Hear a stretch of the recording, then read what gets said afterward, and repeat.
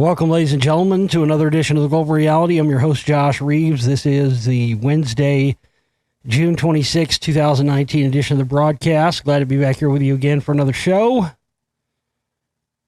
Another slow news day, but I did have some stuff left from yesterday, so I'm going to do my best to get into as much as I can for you here on the show tonight.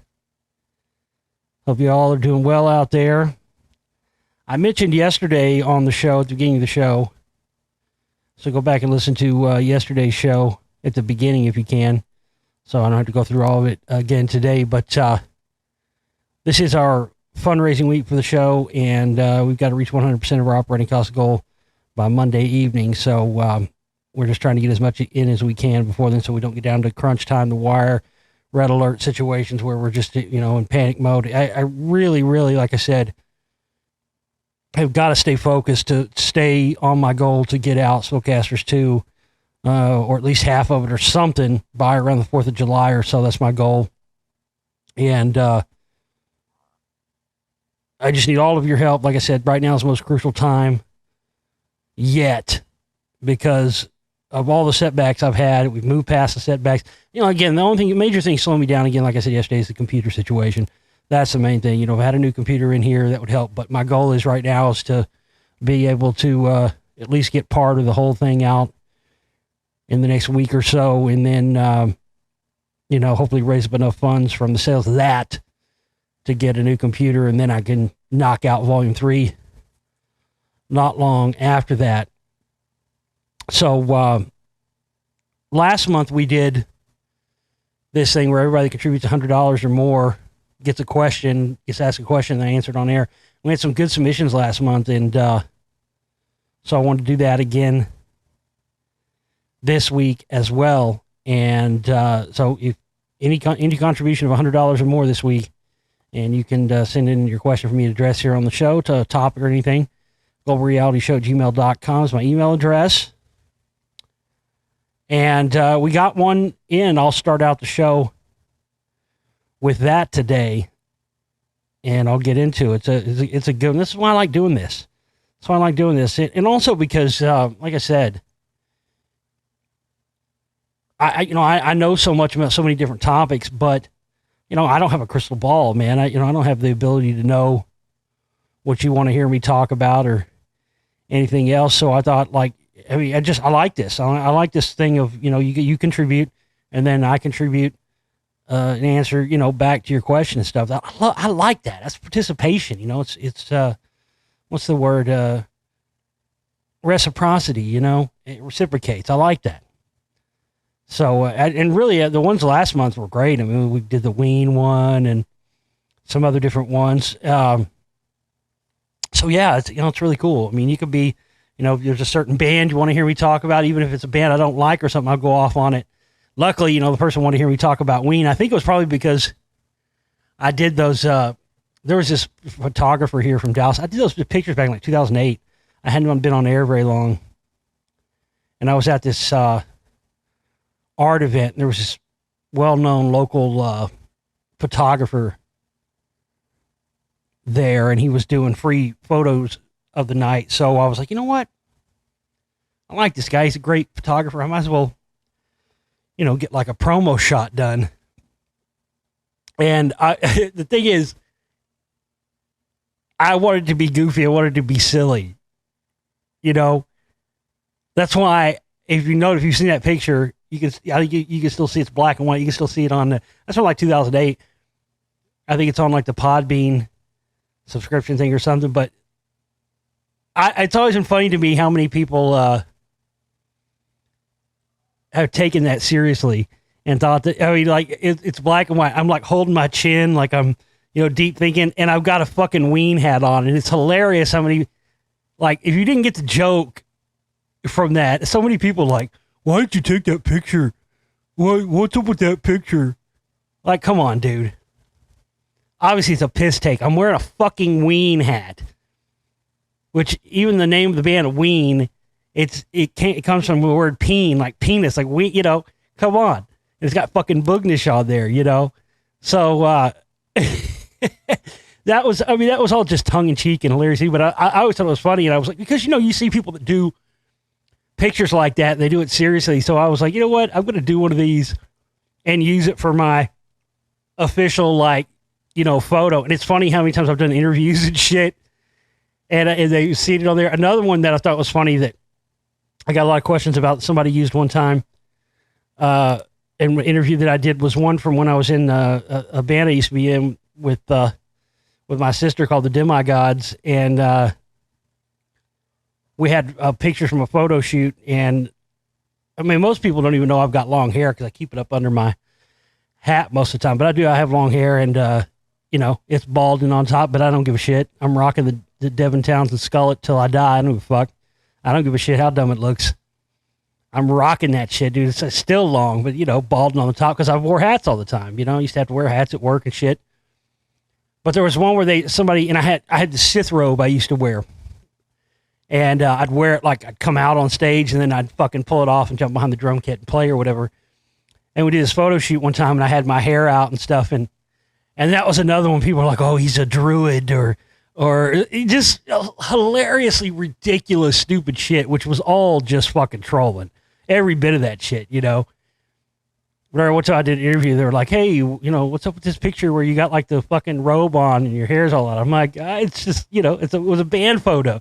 It's supposed to be funny, and I don't know. It's just funny how it's hilarious to me what the shit that people take seriously sometimes, They get all into it, especially the internet. But anyway, that whole thing, I think someone saw that, and that led to them asking me about Ween, and that got me into that whole conversation we had about Ween on the show. So yeah, I mean, I know a lot about music and bands, and like I said before, so anything you want to hear me talk about, contribute $100 or more until Monday, and I'll answer your question here on the show.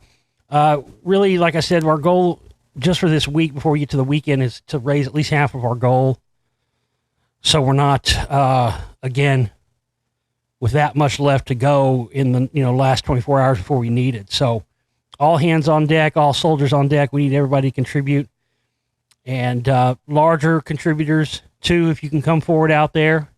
Those of you who are out there in our audience, if you can come in at $500 or $1,000 or $800, whatever, that would be a great help. And I'll try to put together some prize packs too and stuff for larger contributions. But I'm really just fucking bearing down and putting my nose to the grindstone to reach my goal of having at least one part, if not the whole thing, out by around the 4th of July of Spellcasters 2. But, just when you got that, I gotta admit, man, because I guess I get so used to it, and it sucks because I wish it didn't have to be this way every month. I get tired of it being that way as much as you guys do. I don't like it coming down to the bare wire every month and not knowing if we're going to be able to continue, if we're going to lose our studio and everything else every month. But having that feeling is detrimental to being able to get the work done, because I'm having to put all my energy. I can't focus.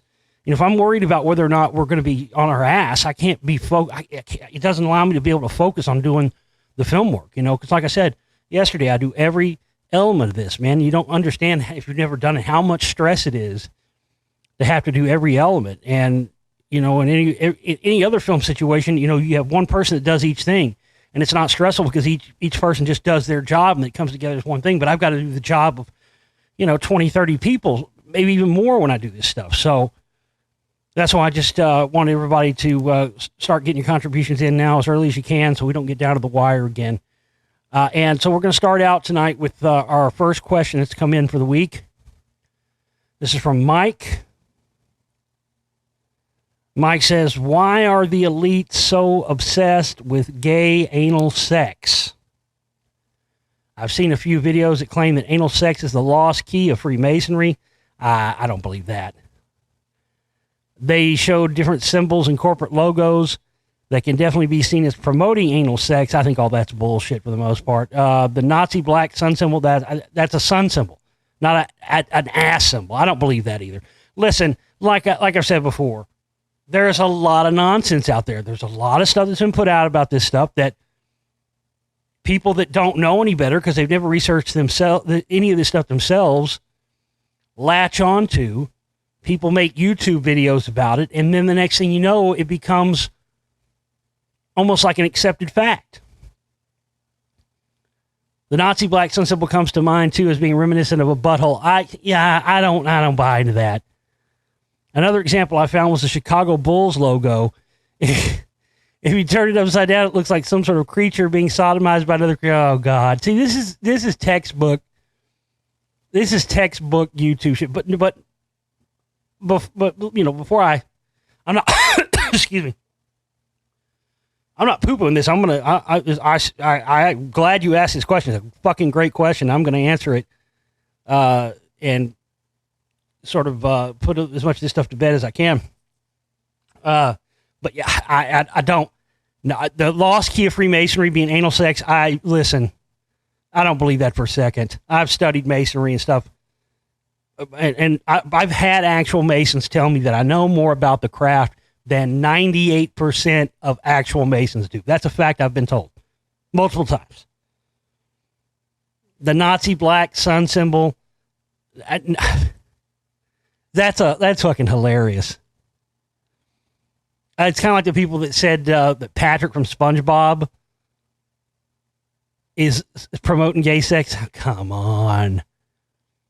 I mean, that kind of stuff to me is the true disinfo, where people are like, you know, because people don't have anything to contest it, right? And it sounds legit, so it just sort of becomes a thing after a while. People start believing it. The whole Chicago Bulls logo thing, again, I've talked about this stuff before. That stuff sounds like a lot of reaching to me. A lot of sites say that it looks like a robot reading a book. I mean, that's just silly. But I think that's a BS explanation, yeah. They even sell a ball cap that features an upside-down Bulls logo if you want to see it for yourself. Apparently, the Knights Templar were really into gay sex, as were various other groups. Okay, I'll address that. Aleister Crowley called anal sex the gateway to hell. Supposedly, it has something to do with opening your third eye. God damn. All that. I got to say, I think almost all of that you said right there is bullshit. Now, let me get into the real deal for you here, okay? You talked about the Templars. It actually goes back farther than that. If you want to get to the real origins of this, you got to go way, way back, okay? Back to the Templars, sure. Back before even that, back to the biblical days, Sodom and Gomorrah, right? But even it goes back even farther back than that. If you really want to get technical about it, you could go back to Babylon. You want to get more technical about it, you can go all the way back to Atlantean times. Because supposedly this was what caused the fall of the Atlanteans, was that whatever the Atlanteans were, they were humans in the time of the Atlanteans were seen as beasts of burden, like cattle, like a donkey or a mule or a horse or any kind of animal, beast of burden. Which, if you know what a beast of burden is an animal that you use to do work that's difficult for humans, using that for, whether it's a horse-drawn buggy or any of that stuff. And that it's said that the Atlanteans created what was known as the first worldwide brotherhood of man, and that what caused this to fall, really the first New World Order, was the fact that they started engaging in bestiality. And we think of bestiality as having sex with an animal. But in those days, sex with an animal was sex with a human.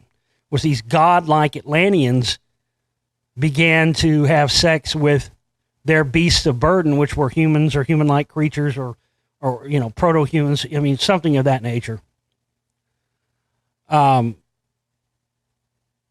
that's what eventually caused the gods to destroy Atlantis and whatever else. But as far as the Templar thing goes, well, I'll get to that in a minute. Sodom and Gomorrah, okay?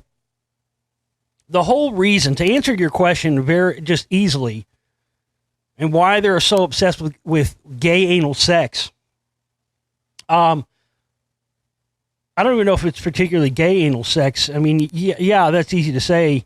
I think it really goes back to anal sex. You got to remember, in the time of Sodom and Gomorrah, and the terms mean different things now than they did then. If you go back and actually study what sodomy and being a sodomite meant back in those old days, it actually, we think of sodomy and being a sodomite strictly as someone who penetrates the anus with a penis. But if you actually go back and look at the old term of it and what it meant thousands of years ago, sodomy actually was defined as a penis going into any hole that wasn't for procreation.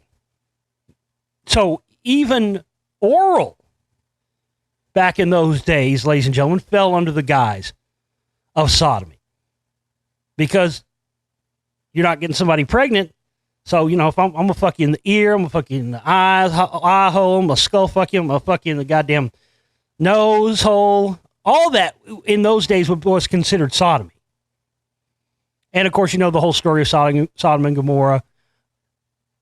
But really it goes back to the whole origins of black magic, black magicians, evil, sin.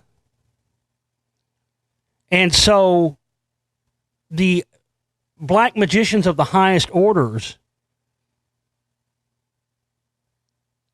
began obsessed with sodomy. And again, not just in the ass, in the mouth, in the ear, where, oh, come here, I'm gonna fuck your ear. I like that ear. Yeah, I like to get that brain. So, yeah, I mean, but we only tend to think of sodomy now as just being strictly anal. So it became synonymous with black magic, with evil, with the dark arts. That's really what the whole thing became synonymous with. So the Templars later, and of course, you know, during the time, supposedly this is what happened with the destruction of the Temple of Solomon. You know, you had high magic going on there, dark magic there. Supposedly that's what had to do with the destruction of that whole thing. And the Templars, who were of their time, they were, you know, we know about them being knights and all that stuff, but they were trying to find this magic from the time of King David. They were archaeologists. And they, by going and finding all this ancient black magic and knowledge, they started to amass great power, which was why, you know, you had Friday the 13th and they were burned at the stake and all that stuff. And I've talked about this in the past. This is an absolute fact. The Templars got into the darkest of the dark shit because that they saw how much power that had during the time of King David, how much time it had even farther back than that. But always that the people that were like the priest class and stuff that I've talked about, the Brotherhood of the Snake, it's been known that for thousands of years, the elites, the people that were at the highest levels of power in the world, were always into two things: black magic and sodomy. So, yeah, the Templars were into all kinds of nasty shit. They didn't invent it, but they were the most recent purveyors of that, and they were the most recent people who, after thousands of years of this stuff being lying dormant, had dug it up and brought it back out again and started using it to gain power. This is why they started setting up their own fractional reserve banking system, their own credit system. I mean, they were giving the fucking Catholic Church a run for their money, and that's why they were shut the fuck down. I mean, they were doing all kinds of weird necromancy and shit. They would fucking talk to demons through severed heads. which of course the Catholics were into too, as well. You can see that, you've seen that in my films where I show those, like I showed in the Bowie series, where they have those ephod things around the skulls and all that. So yeah, the Templars would do all kinds of black magic shit. They were talking to fucking demons and spirits, trying to gain information through necromancy, through severed heads and all this. But this is one that I've talked about in the past before, and this is where the term "kiss my ass" comes from. People always wonder, why would somebody say that? Kiss my ass. And if you're just you're just kissing somebody's cheek, why is that an insult? Why is that, oh, hey, kiss my ass, motherfucker? No. It's not just kissing the ass and kissing the cheek. They're talking about get in there and kiss the ring. Not the ring. Remember that saying too, right? Kiss the ring, like you bow down. No. That's another misnomer. That's another one that's come from a wrong source. Kiss the ring doesn't mean kiss the ring on my finger. Kiss the ring means kiss the ring on my asshole. Why do you think fucking Maynard James Keenan called his band after Tool a perfect circle? You ever think about that? Because after you stick your dick in an asshole, you pull it out, it's a perfect circle. That's why he named it that, okay? There's probably many of you going, yeah, I already knew that. Probably a lot of you going, holy shit, I never put that together. So, bingo. Of course you didn't. But that's where the Templars, you would do these rituals where when you would have to line up when they were initiating them, the Grand Master or whatever would stand up, pull his fucking britches down, and the Templars would line up, and you would have to put your fucking mouth and tongue on the fucking sphincter hole of the Grand Master, of the asshole. That's where the real origination of the term kiss my ass comes from, and kiss the ring. Both of those terms come from that. But again, it goes back to this idea, Sodom and Gomorrah, this idea that sodomy and these sexual things that are seen as taboo are largely associated with demons, demonology, the devil, and the rest of it. And as you said, why would the elite be so obsessed? Well, because they consider themselves, you don't get great power and you don't become elite and rule over people. How many times do we have name me one example of any rulership other than the stories we hear about the short period of time which eventually became corrupted in Atlantis? There was a time, we hear stories, there was a time when Atlantis was a worldwide civilization. It was, everybody was equal. It was for the good of the people, but they still had beasts of burden. They still had, and this is, became synonymous with the idea of this being associated with evil, and if you participate in these things, eventually it's going to be your undoing. But yeah, it's why like the Bohemian Grove. Women aren't allowed. Women are only allowed to be service or waitresses or whatever there. Something like that. They're not allowed during the encampment. You can go back and look at pictures from the Bohemian Grove from 100 years ago. Guys are dressed up in fairy outfits and stuff like that. Not necessarily all of the people, you see them participating in this homosexual behavior at the Bohemian Grove, but then not necessarily all those people are homosexuals. But they do this when they're doing these rituals because they know with their position and to gain power, this goes hand in hand with it. So that's why you have these like all these Republicans that run anti-gay groups. The guy that ran the biggest anti-gay group, remember a couple years ago we talked about that? Rentboy.com, perfect 8-inch sculpted cock. Oh, I just hurt my back and I needed somebody to help me carry my bags. Okay. I get that. You went on vacation, you hurt your back, you need somebody to carry your bags. Why did you have to hire $1,000 a day male prostitute with a fucking 8-inch perfectly sculpted cock to carry your bags? Come on.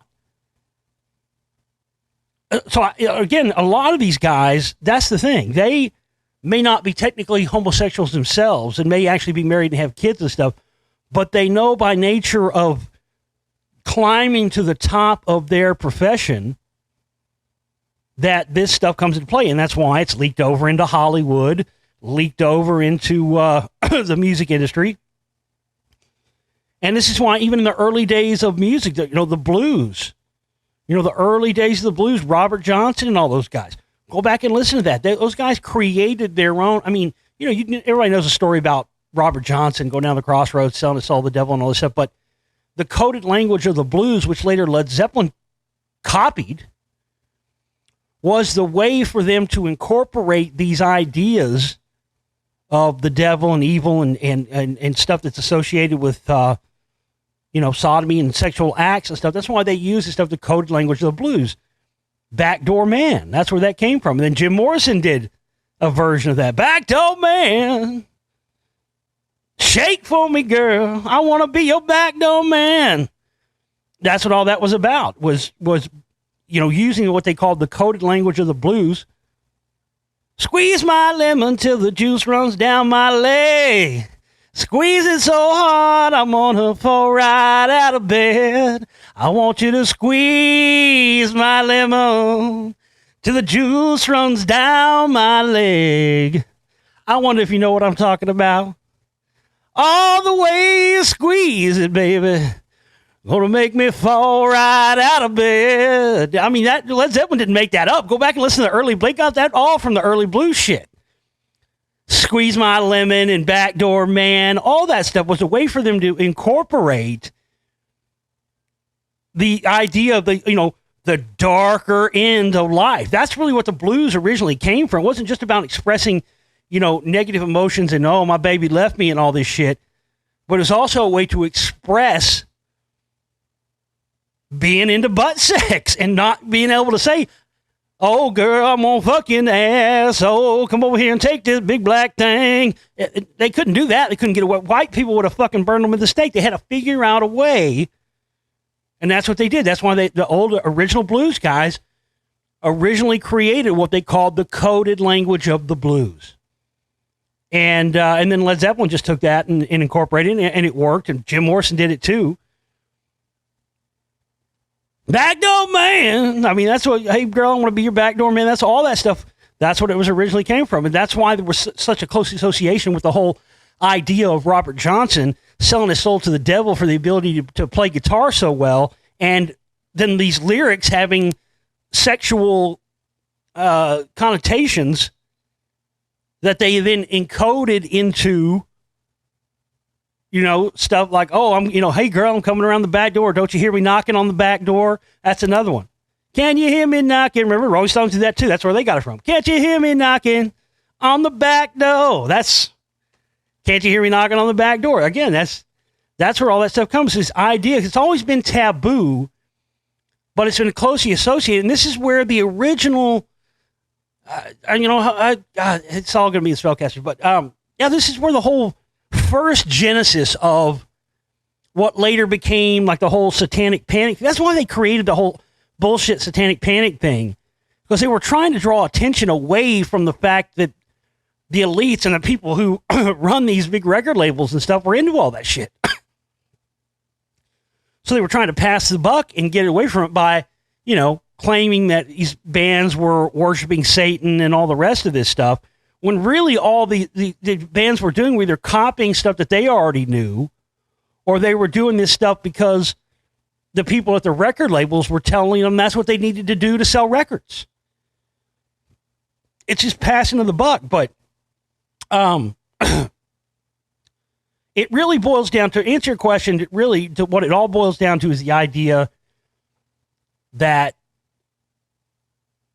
this taboo sex, sodomy, anal sex associates with dark, black magic, evil, the devil, and tapping into that dark, forbidden place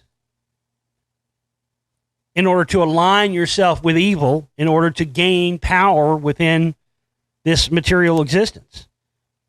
And the whole thing with the starfish and stuff and all that, that supposedly has to do with the idea that starfish, well, what do starfish do? How many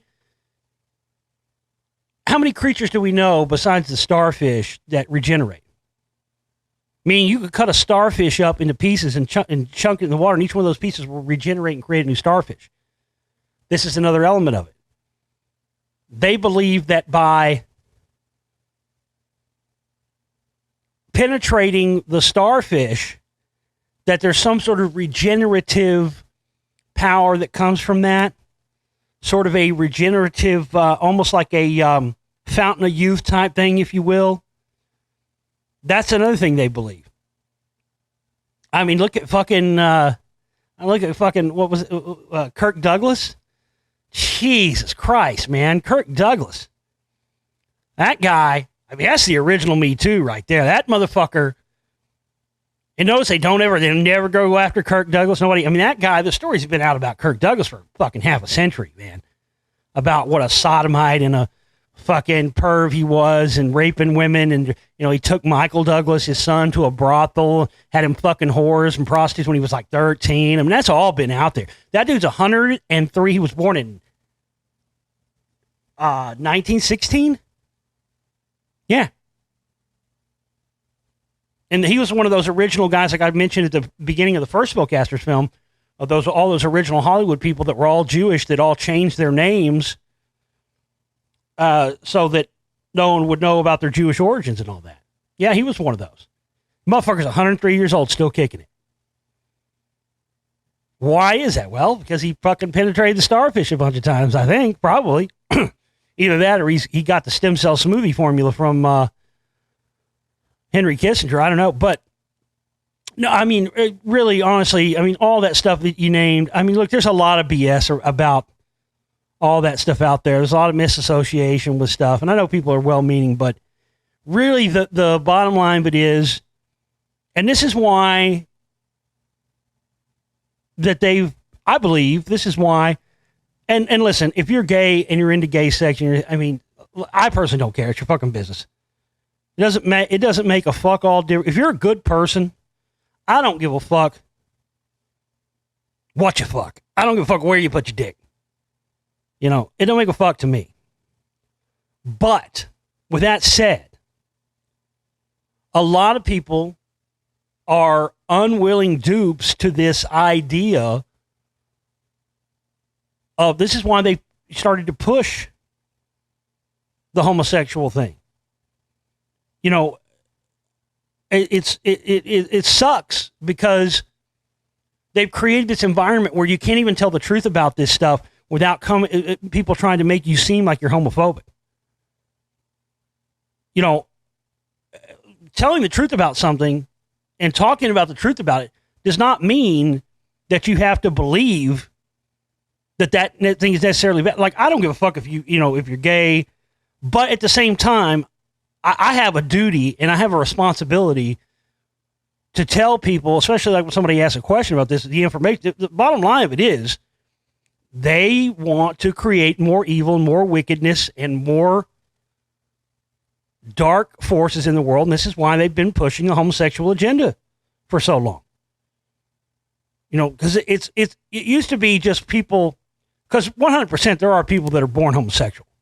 And there are a lot of people who just for whatever reason, through societal programming or through, a lot of it sadly comes from abuse, child abuse, sexual abuse.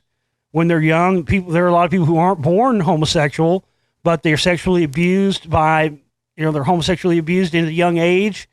And that sort of, becomes who they are without them even choosing to be that way.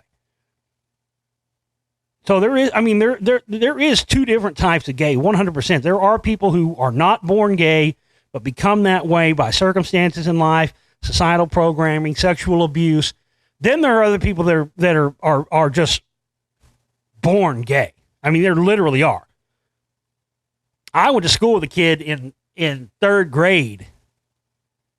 I mean, I remember being in third grade, and there was this kid I went to school with, and this kid was gay. I remember knowing this kid was gay. I mean, he was gay in the third grade. I mean, there's no way around it. And I remember looking him up on Facebook when Facebook came on. Sure enough, I hadn't seen this kid 25, 30 years. And sure enough, I go look at his Facebook page. There he is with his boyfriend or his husband or whatever. You know, that kid, I'm telling you right now, that kid was born gay. He didn't hang out with us because he kind of hung out with me a little bit because he lived up, like right down the street from me. So I knew him a little bit. I used to go over to his house and borrow Atari games from him. And I remember his little brother got ran over and killed one time. And me and my dad went down to his house and took him something to eat, you know, and shit like that. But just neighborly type thing. But man, this kid, he already talked that way. He was very feminine. I mean, there are people that are just born gay. And then then there's this, that wasn't good enough for them. You know, people just naturally being gay, or people inadvertently being that way because of sexual abuse at an early age and stuff.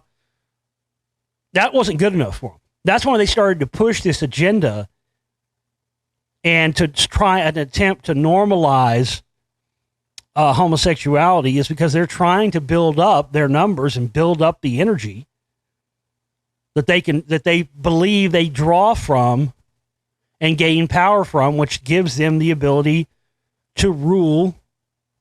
And a lot of it too has to do with a lot of, this shit is a fucked up subject. It really is. I don't have all the answers, all the explanations for it either. You know, I try to do my best with what I do know about this stuff, but some of this stuff even perplexes me and people who've been looking at this stuff for 25, 30 years, you know, stuff like, you know, it seems that the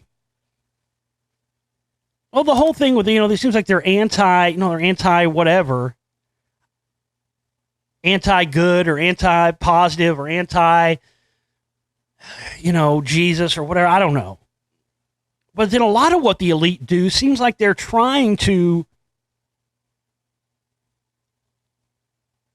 it's like a self-fulfilling prophecy. Like they're trying to do things in order to do the things that would make the, professed hell on earth come to, or the return of Christ or whatever.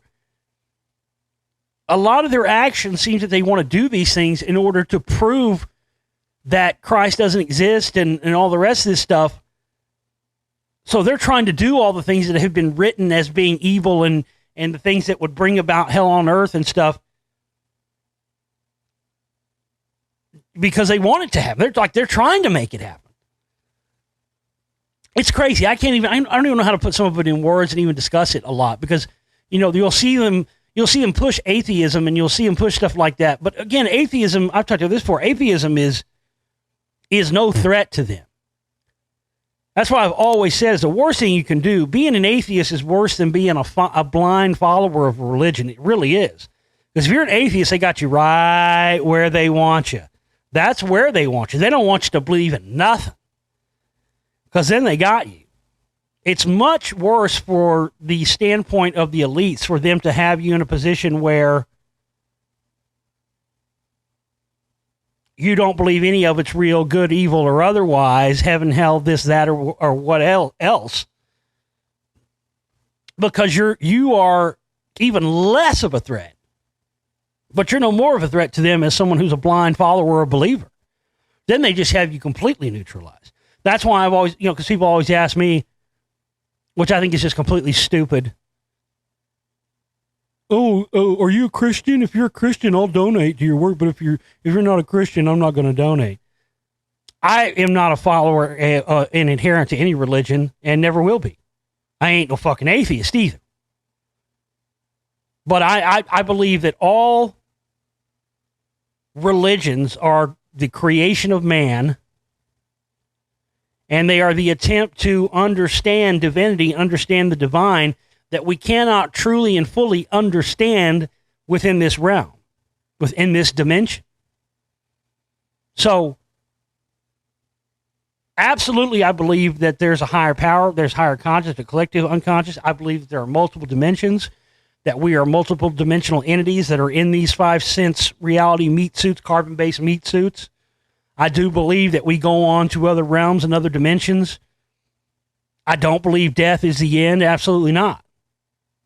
But the fact of the matter is, it's just like I've talked about with the whole cycles of the sun, is that the elite know full well about all these other multiple dimensions. They know, and that's why they put so much,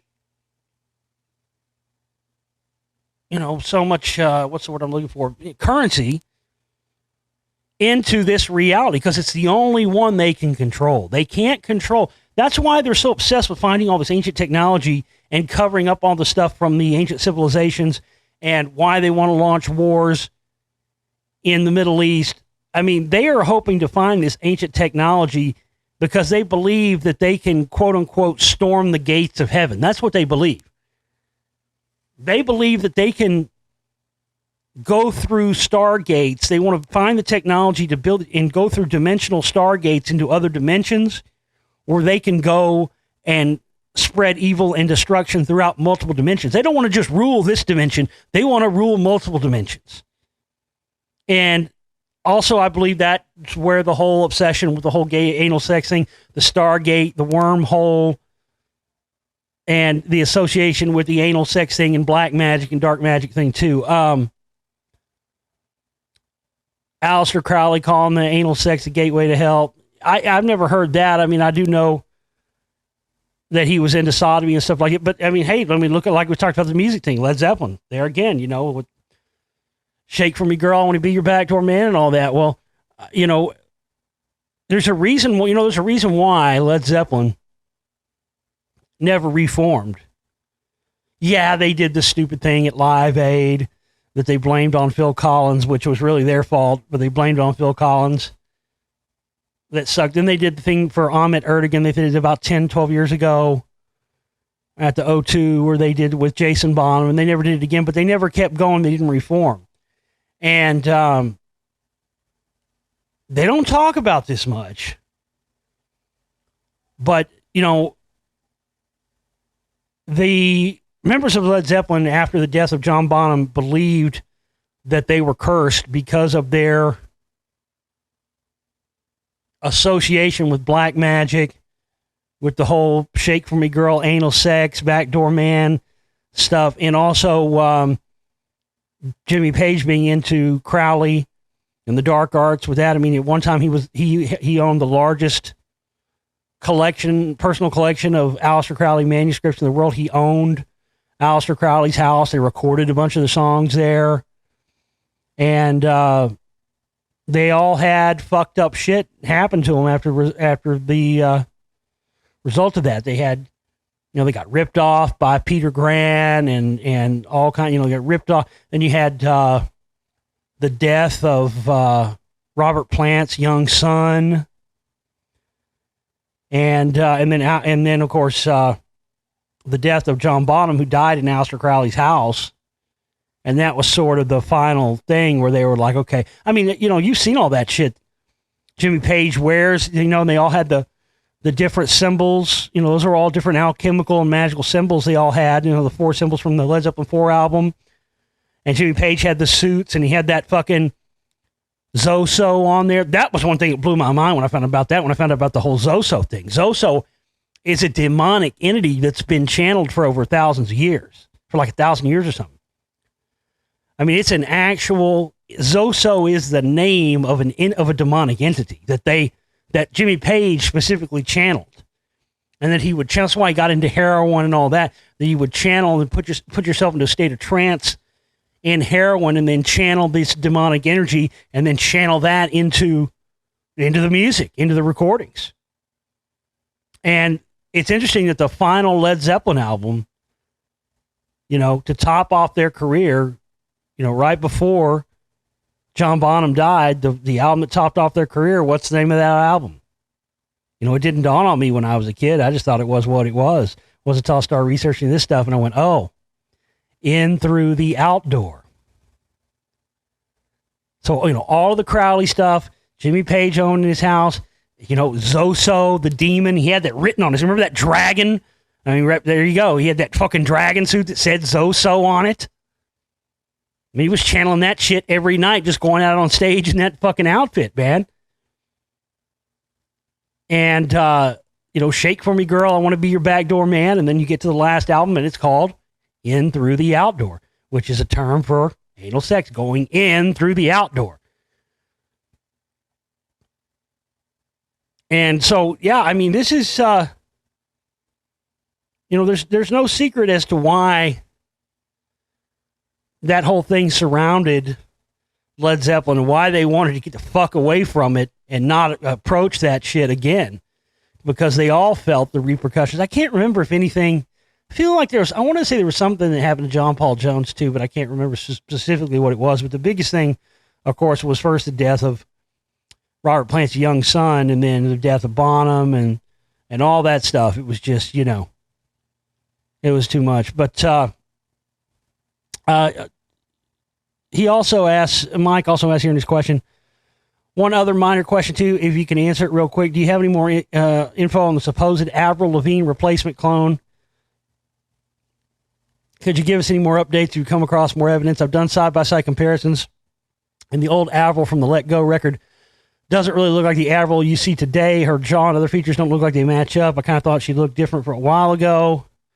Then I heard you talk about her possibly being replaced. It made more sense as to why I felt that way. I don't have any more evidence. I'm not going to sit here and say I believe it 100%. I have always said I believe it's a possibility.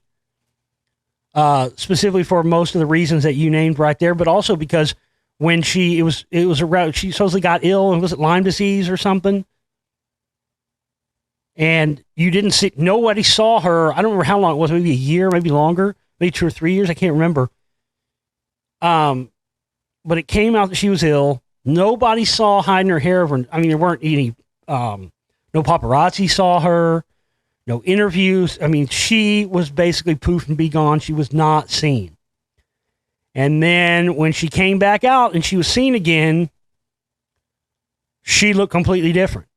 Now, I do know that oftentimes actresses, specifically, I know she's not an actress, she's a musician, but I do know specifically that oftentimes actresses will disappear and will go off the radar, and you won't see them for like a year, and it'll come out and look different, and you'll find out either they had a kid, they didn't want to be seen pregnant, or they had extensive plastic surgery, they were healing, they didn't want to see.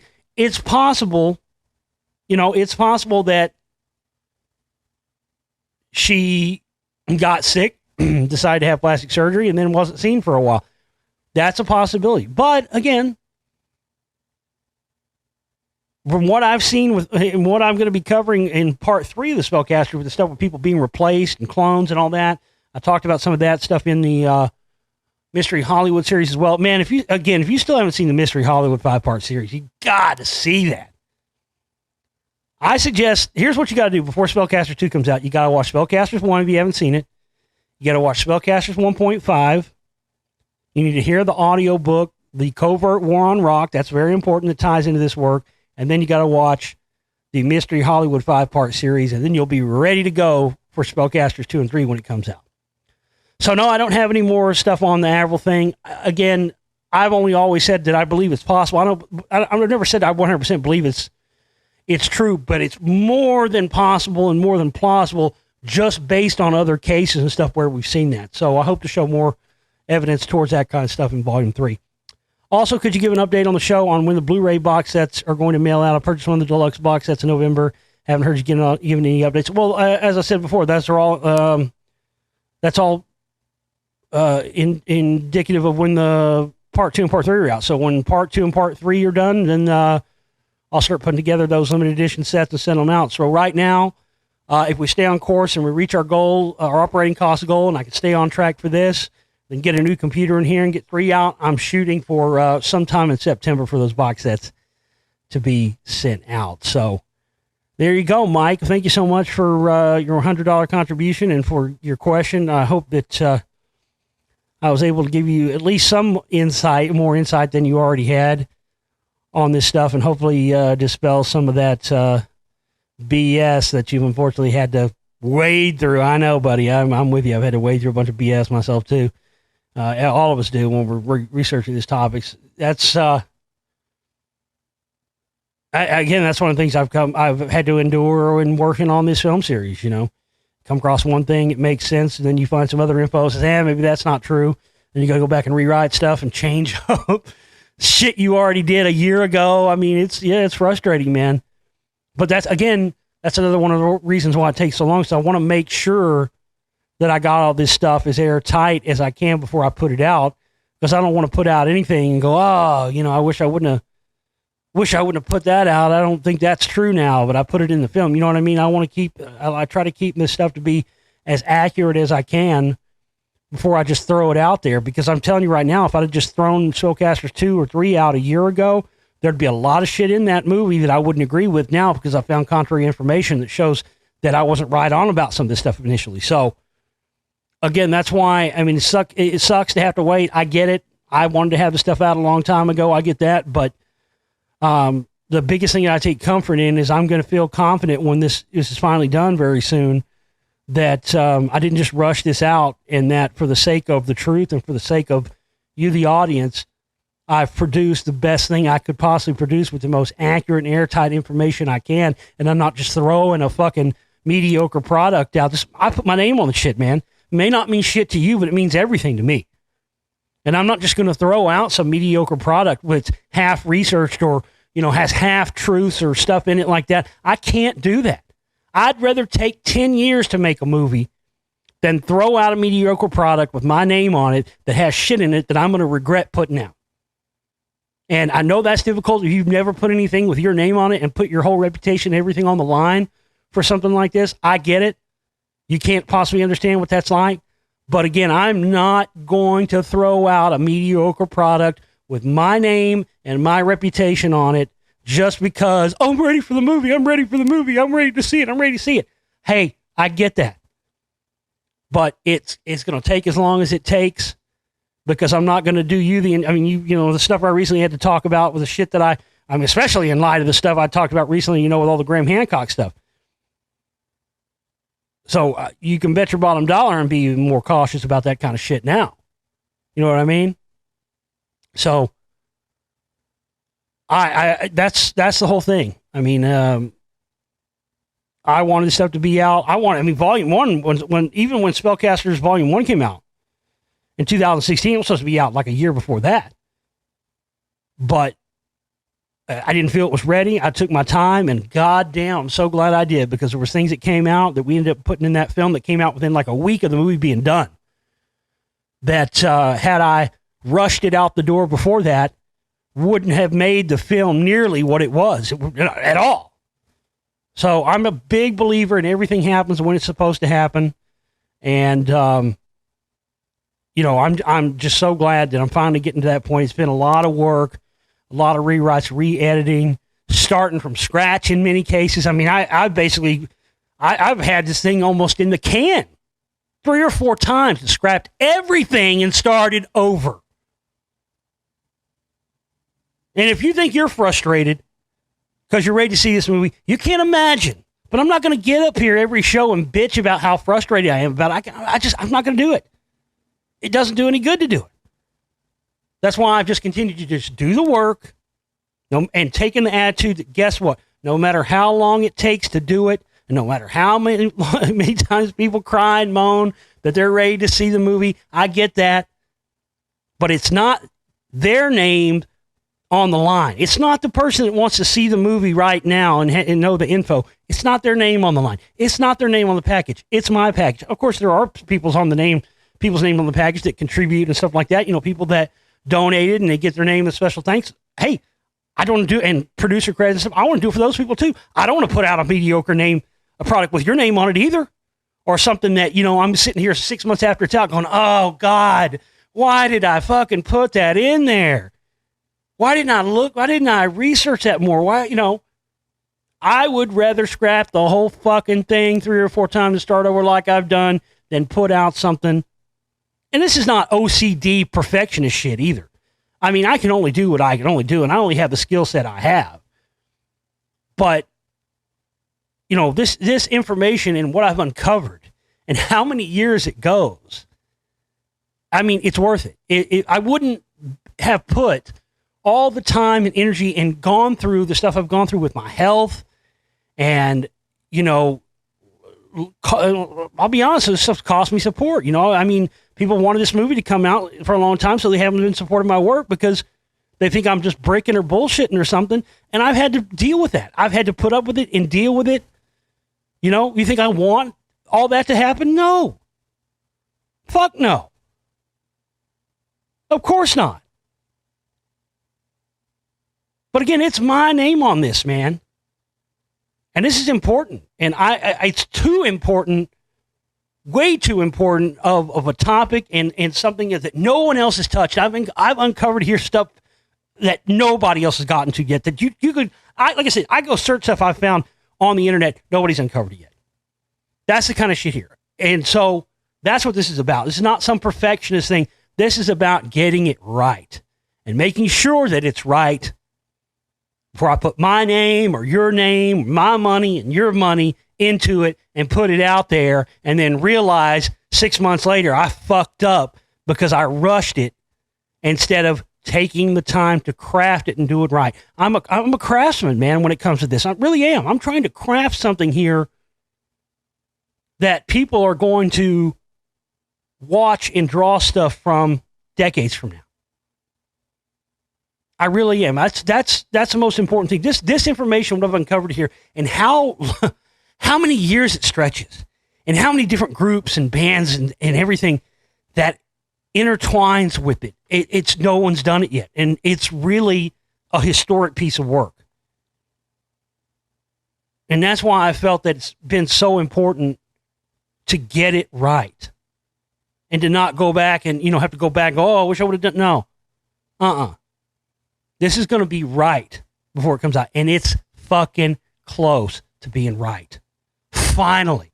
And I'm so excited and happy about it.